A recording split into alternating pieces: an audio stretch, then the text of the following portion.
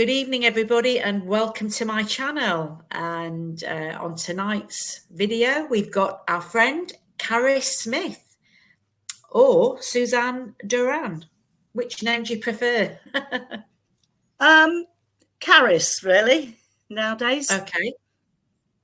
So is Susan Duran your author name? No, it's the other way round. So Carys Smith is my author name, and which most people know me, and Suzanne Duran is the real, I suppose it's the real name, you know. Okay. Right. Well, and which do you prefer to be known by, Carys or Suzanne? Well, Carys. Okay, Carys. Well, thank you for highlighting that to me before we begin. Well, it's very nice to have you on my channel, and it's late, as you can see. It's nighttime here, so it's about 10 to 9 Sydney time here. So where are you based? In South Wales, UK.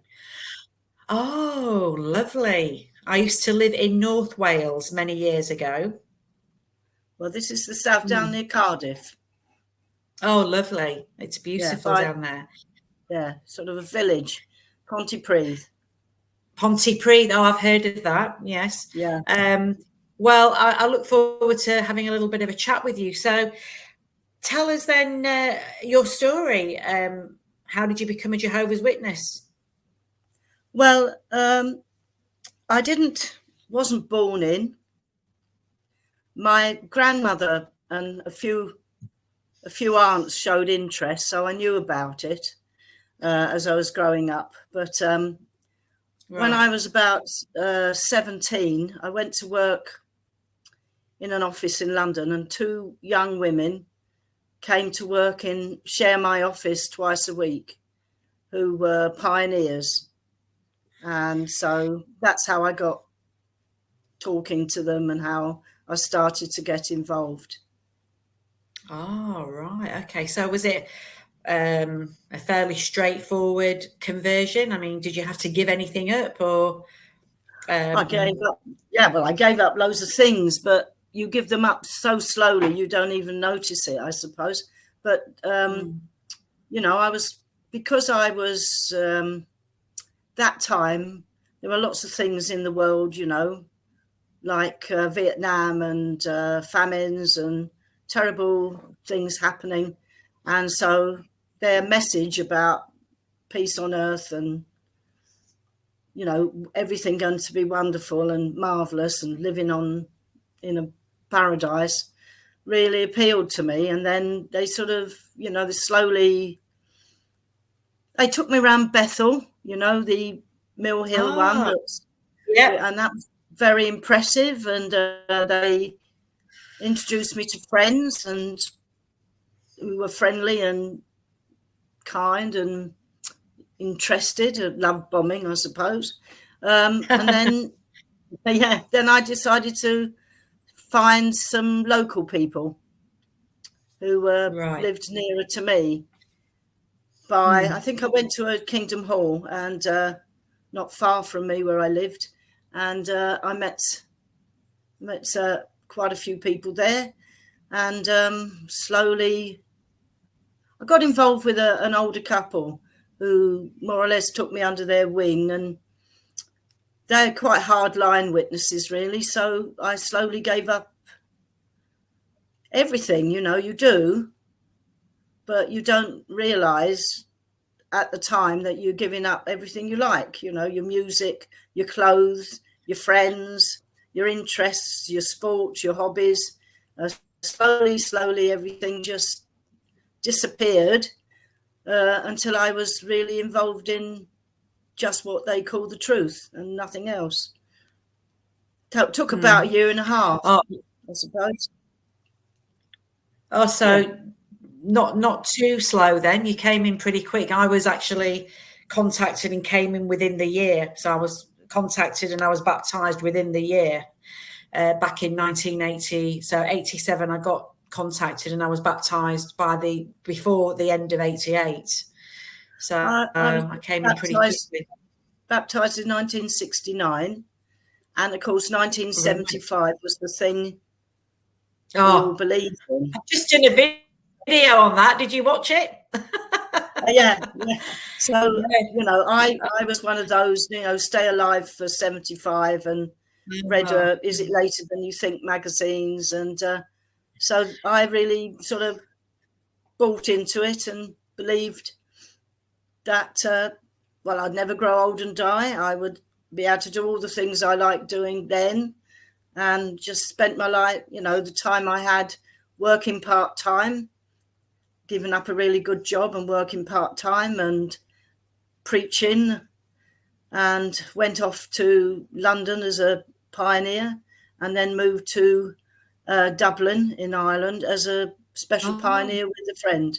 So by which time I was really into it, you know. 1973, I was in Ireland preaching full-time with, you know, with a friend, and in a little congregation in the middle of nowhere, thinking I was, you know, I don't know what I thought.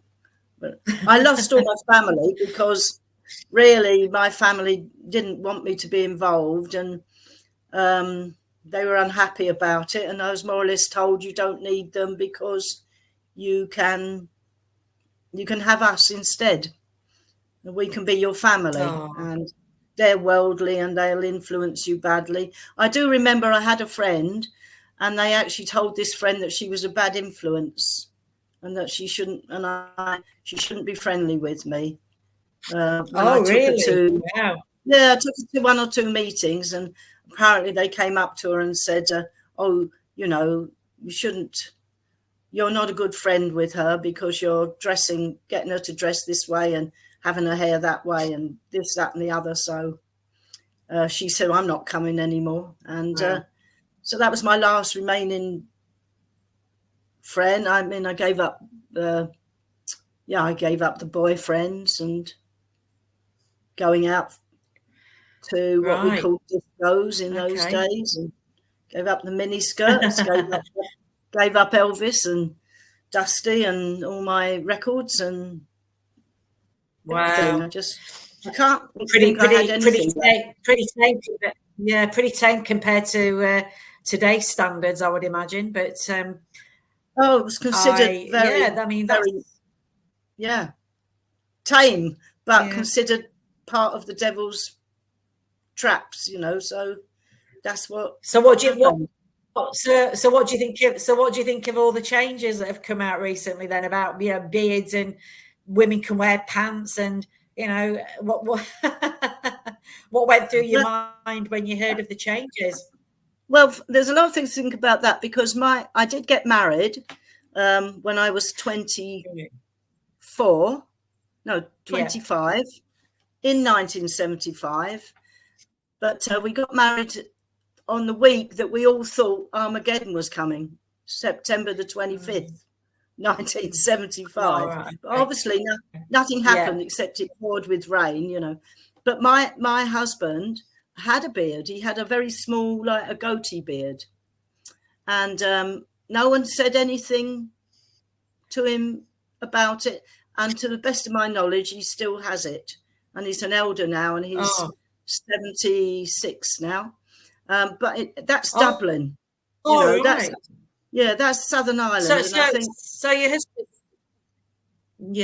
all my sorry to interrupt there, but all my mother's side are all from Dunlagger, just outside of Dublin, and they reside in a little village called Sallynoggin, bit of all names. But my mother's side are all Irish, Southern Irish. But just to go back a couple of sentences there, so your husband's still a Jehovah's Witness? Yes. I met him at a Kingdom Hall. Well, I met him at a meeting, you know, one of those Tuesday book study meetings. And he was an interest. He wasn't baptized. He was an interested person, you know. He'd apparently been coming to meetings for a few months, and I met him at this meeting, and then he started to come to meetings regularly. But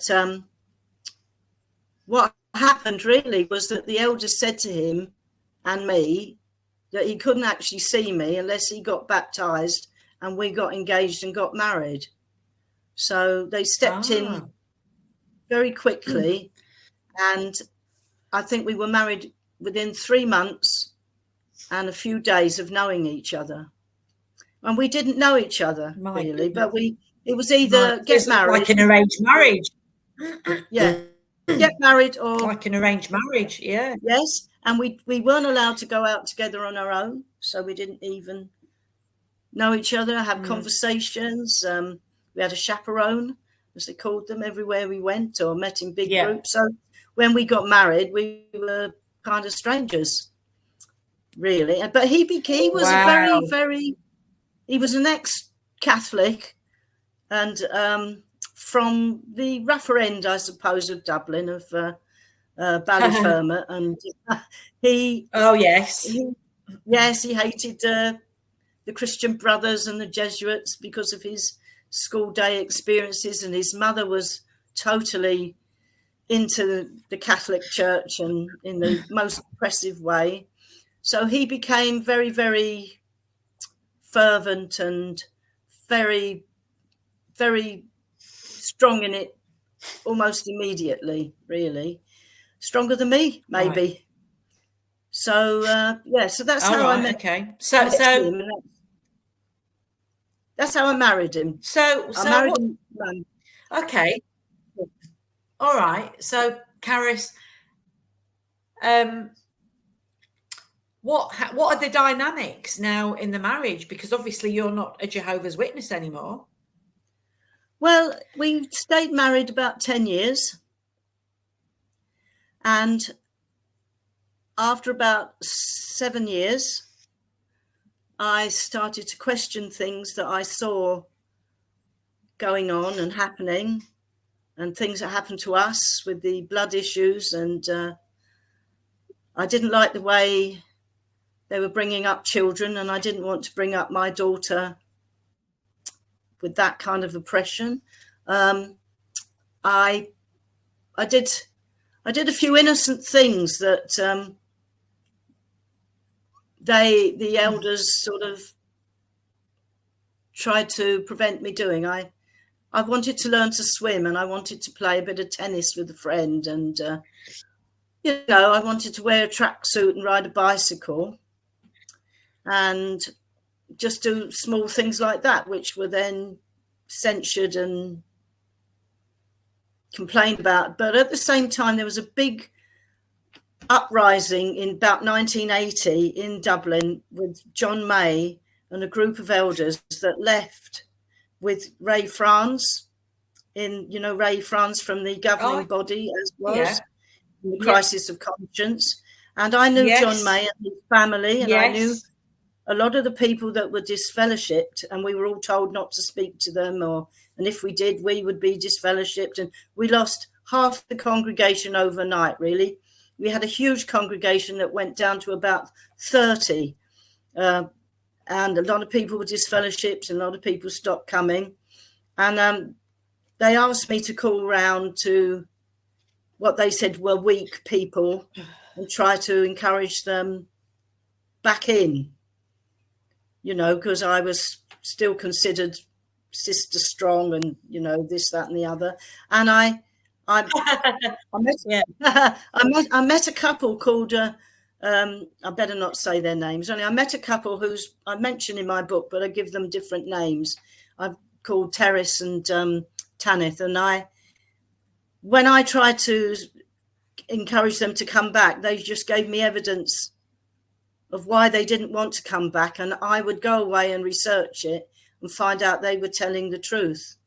So I would tell my husband, and he would agree and then not want to agree. And then I would bring things up at meetings, and that would annoy the elders. And then some terrible thing happened to this family.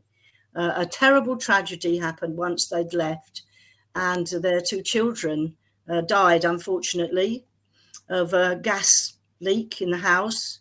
Oh, and my we were goodness. told we were not to visit them, the parents, and give any comfort, because they had left Jehovah, so Jehovah had left them, and that's what happens when you leave Jehovah. And I'd become very close friends with this family, and my daughter had played with the children, and then I found out was I went to the house to visit, and the house was empty, and the neighbour came across and told me. And my husband was terrified, because he thought then that could happen to us. So he got even more fervent, but I got very disenchanted then, because it was given out on the platform not to speak to them, not to see them, not to help them, not, and like they kept pointing to everyone. Isn't that terrible? It was awful. And so it was just one thing, and then I started wanting to do things. And well, basically, in a nutshell, I was sitting at a meeting one day, and they started saying that all of us that believed it was 1975 had believed that ourselves. It was nothing to do with the organisation, and we should, put up and shut up and forget about it. And I just listened to that, and they did it in a watchtower, and a friend of ours was reading from the watchtower, and I'd said to him, if you read that watchtower out saying those things tomorrow, I'm going to walk out, because it's a lie. And he just said, well, I'm going to, and he did. And I got up without planning. I just stood up and said, this is a load of bullshit, excuse my French. And I left, and I never went back. And my husband just sat there, Wow. And I did. I heard myself say, this is a load of bullshit. And and so I just walked out, and I walked up the road, and I waited, because I thought my husband might come with our child, our 3-year-old, but he stayed there. So I just got on a bus, and I went home, and I went down the local swimming pool and joined the swimming lessons with worldly people. And then I started to say, I'm not coming to the meetings. Wow. So were you disfellowshipped? Well, were you disfellowshipped? Yes, at last. But what they did was they obviously kept coming round. They kept knocking on the door, the 3 elders wanting to speak to me. And I would refuse to speak to them. And so they sort of kind of tried to get evidence of this or that, or people saw me cycling a bike, or they saw me playing tennis, and they're quite weak things, weak reasons to disfellowship someone. But eventually one or two people came forward and said that people I'd had Bible studies with, I felt I had to go around and tell them that it was wrong, that I had taught them these things, that I had taught them not to give their children blood transfusions. I had told them the Armageddon was coming, that the governing body were from God. Well, it wasn't really the governing body then, was it? It was still Nathan Knorr and Frederick Franz. And I showed them a copy of Crisis of Conscience. And so they reported me. So I heard they were going to disfellowship me, so I wrote a letter of resignation, but they ignored that and disfellowshipped me anyway. But I was just one of like dozens they were disfellowshipping. So by 1982, so it took me 2 years to leave. I was disfellowshipped. And by this time I was rather estranged from my husband, and I asked them to... I asked him what he wanted to do, and we had he said that he believed me. He believed all the things I was showing him, and he said he would leave, and then he didn't. And then every time I came there, I'd walk in and there were elders in the house, or knocking on all the doors in my street. talking to my neighbours, and they were really kind of, I don't know what you call it, winding me up kind of thing on purpose. Intrusive. Yes, and they sound like they were intrusive, you know. And I felt that he didn't protect me, and I felt that he didn't support me, and so we just, in the end, I asked him if he would leave the house, you know, and so I could stay there. And he said he didn't want. He said no, because obviously the elders told him not to do that. And so my mother phoned me, who then lived in Wales, and said, "Why don't you come here?" And I just packed my bags.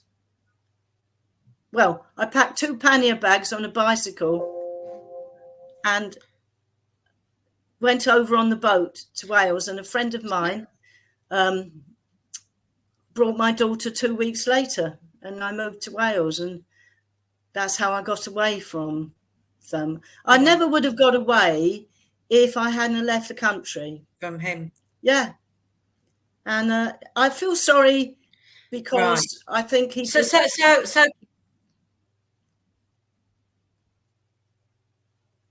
Carys, so let me just qualify this. You were disfellowshipped for riding a bicycle and playing tennis. Yes. And saying that they lied about they lied about 1975, and trying to give comfort to the friends who'd lost their children, and going to see my ex-Bible studies and explaining the wrong teachings that I had given them, you know. So, but it started off by wearing a tracksuit, riding a bicycle and playing tennis and learning to swim. Especially learning to swim because I joined a worldly group. Disgusting. Yeah. It was mad. Oh my goodness. Really. That's first. I've never ever heard of anybody being disfellowshipped for playing tennis and riding a bicycle. Yeah, but of course isn't that pathetic? Oh my goodness. They didn't say that, did they? They said I'd become apostate and I'd been reading Ray France's Crisis of Conscience, and I'd been preaching against the organisation and trying to get people to leave. And so they said I was too friendly with some of the other young women actually in the organisation, you know, that I'd been playing tennis with or going swimming. So I was a bad influence on other young women, and you know that they said all sorts of things, everything they could think of, really, just to dishonor me, really, so that no one would. I mean, my friends who lived, I had lots of Jehovah's Witnesses lived in our street, and even their little children wouldn't speak to me in the playground. When I came to pick up my daughter, they would turn their backs on me. Even little children of 7 and 8 years old, and you know, I mean, they crossed over when they saw me, and you know, it was 2 people hid behind their sofa when they saw me coming up there. Yeah, so I lost everybody, and the only way I could get away from them was to move. And my family, who I'd more or less ignored for 15 years, had me back without any question. Took me in. We found a home for me and my daughter. I eventually went to university and graduated, and became a teacher and then a manager, and pursued lots of interests that I'd had. So I lost everything, and then I gained a lot more. And for 30 odd years, I never really talked about it, and I never said anything about it, you know. And then one day, I don't know why, but something my daughter's father had written to her, because he used to write her some preachy letters, you know, about Armageddon, and if she didn't come back to Jehovah, and the Armageddon was round the corner. And I was at her, visiting her once. She lives in New Zealand, and I was visiting her, and she said, I've got this letter from Dad again, and I don't really want to read it because I know it's going to be preaching at me, and it's really sad because by now my daughter's in her late 30s. But when she was out, I must admit, I opened it and I read it. And I was just shocked that a father could write those things to their child, you know. Yeah. It wasn't like a human letter from a human father. It was just full of Bible quotes and judgments and condemnations. And so it made me start writing the book when Margaret left the building, because I was so angry. So I borrowed my son-in-law's laptop and I just wrote the chapter when I walked out. You know, so I did. I just sat down after 30 years of saying nothing, and I just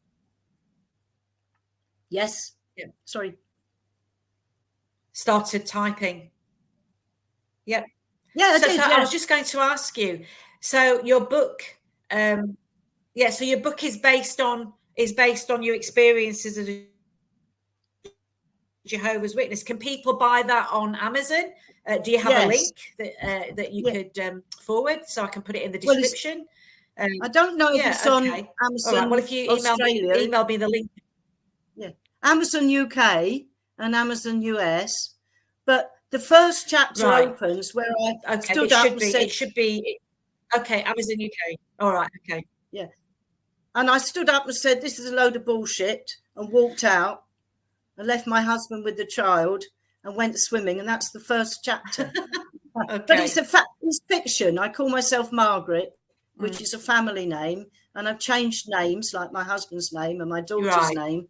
But most of and I've invented a few characters just to move the story along. But then there's a lot of all the really serious episodes really happened. So I wrote this book and it got a lot of response. And then they said, we know what happened when you left, but why?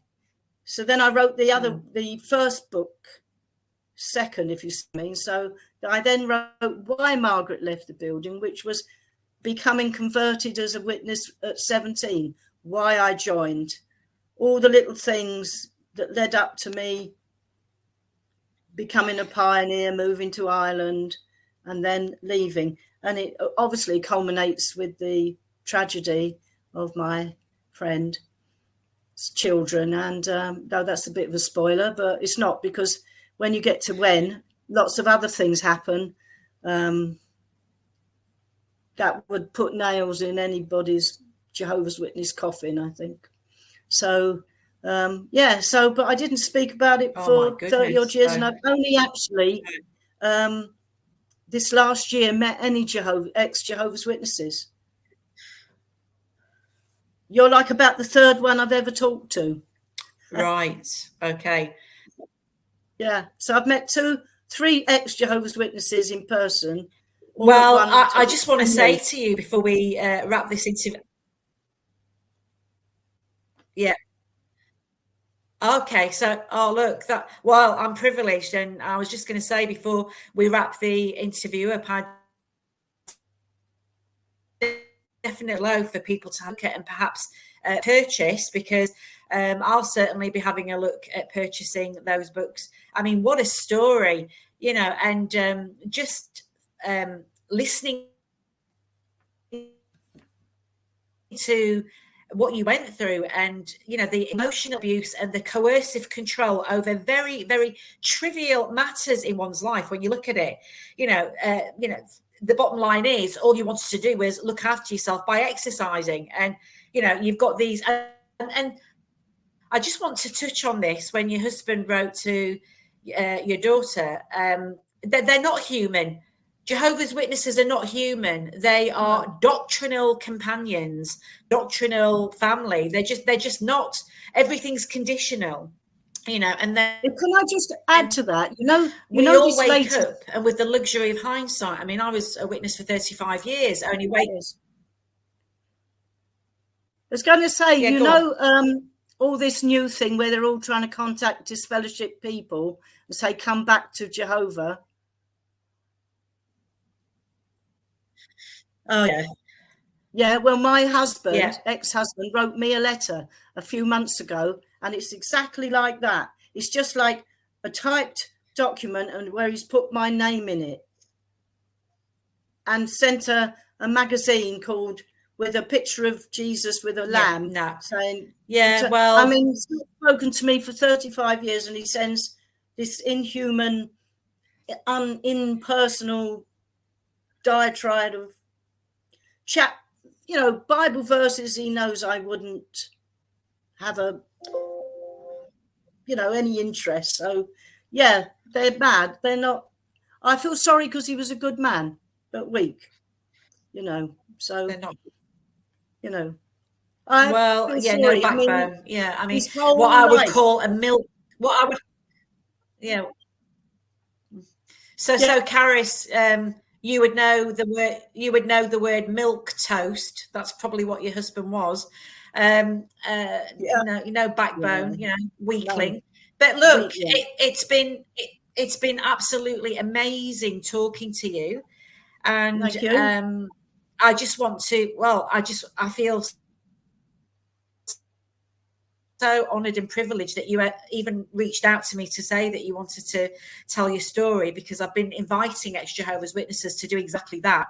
So I just want to take this opportunity to thank you so much. And I'm sure when this is uploaded onto my channel, I've got a bit of a title that I want to put in there that will grab everybody's attention. But what a story. What a story. Thank you so much, Carys, and thank you. Hopefully we can keep in touch. Yes. And who knows, I'll look, I might have you back on. I look forward. Well, not might. So I probably will have you back on the channel sometime in the future as well. So thank you so much, Carys. Yes, okay. Thank you for asking me on. It's strange to talk about these things. Incidentally, these books sell very well in book groups, and people come up to me and say, "Are you Margaret?" in a whisper, "Are you Margaret?" So it's quite funny. Right, Are you great. Margaret? What a story. No, So look, why Margaret left the building and when Margaret left the building. If I was still, yeah. If you were still, well, if I was still living in Wales, I'd be definitely driving down to your place to hang out with you and have a cuppa with you. Well, that would be great, because it'd be nice to see some more. They sent me, Jehovah's Witnesses sent me a letter through the door, during COVID, saying, "I'm your local Jehovah's Witness." So I sent them when Margaret left the building back. But I imagine it went in the bin, but, So, yeah. Yeah. So I didn't end up a drug addict or very, very, very, very good. Very good. Yeah, I ended up really, without boasting, a successful person with my own home, with my own qualifications, with my own, work, I worked for 30 years successfully, and I've traveled the world, and I've written books, and so I didn't end up down the toilet because I wasn't a Jehovah's Witness anymore. Quite the reverse. And my daughter is a very well-rounded, stable, born-again Christian who loves Jesus and has a happy family. So nothing's happened to me and my daughter, well, because we left. Only good things, So there you go. That's it, I think. Good. Well, I'm very, very happy. Yeah, I'm very happy to hear that, Carys. And look, good that your daughter's born again, because it's the best way to be, as far as I'm concerned, being a born again Christian it's not for turmoil. me. Maybe I can get her on here. Yeah, maybe I can get her on here one night if she's up for an interview. But very, very good to speak to you, Carys, and all the best, and sending lots of love and hugs to you.